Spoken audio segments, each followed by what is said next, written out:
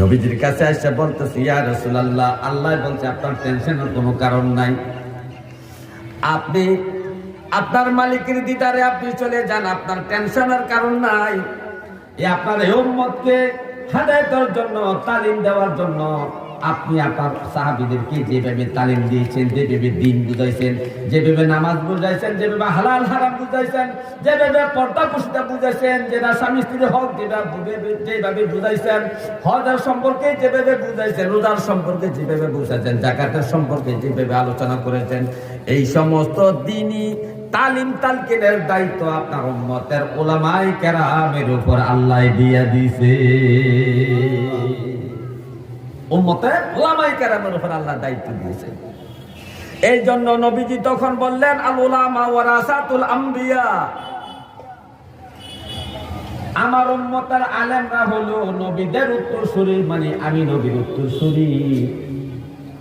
মুহাম্মদ রাসূলুল্লাহ সাল্লাল্লাহু আলাইহি সাল্লামের ইলমের শরীয়তের উত্তরসূরি, হুকুম আহকামের বুঝানেওয়ালার উত্তরসূরি হলো আলেম সম্প্রদায়।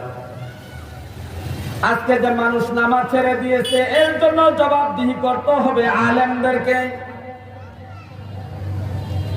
আজকে যে উম্মত দাঁড়িয়ে রাখতেছে না, তার জন্য ব্যর্থতা আমাদের। আমরা দাড়ি সম্পর্কে মানুষদেরকে বুঝাইতে পারি নাই। দাড়ির কতটুকু গুরুত্ব, দাড়ির কতটুকু ফজিলত, দাড়ির কত ফাজাইল আছে, এই সমস্ত বিষয়ে আমরা উম্মতকে বুঝাইতে পারি নাই, যার কারণে উম্মত দাড়ি থেকে দূরে সরে যাচ্ছে। এই উম্মতকে নামাজের গুরুত্ব বুঝাতে আমরা আলেমরা পারি নাই, বিদায় এই সাধারণ মানুষ নামাজ থেকে দূরে সরে যাচ্ছে। এই উম্মতকে হালাল কামাই রুজির গুরুত্ব সম্পর্কে বুঝাতে পারি নাই বলে এই সাধারণ মানুষগুলা হারাম কামাইয়ের দিকে দাবিত হচ্ছে। আর এই এদেরকে বুঝানোর দায়িত্ব একমাত্র আলেম ওলামা, ইমাম, পীর, বুজুর্গ যারা আছে তাদের উপর অর্পিত হয়েছে।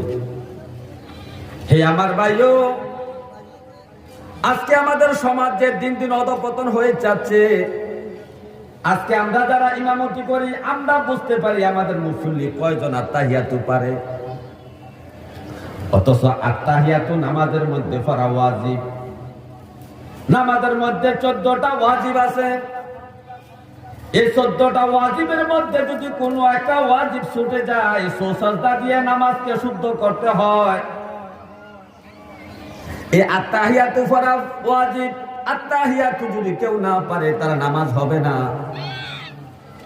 অথচ আমরা যাদের একটা করে আমাদের মুসল্লি শতকরা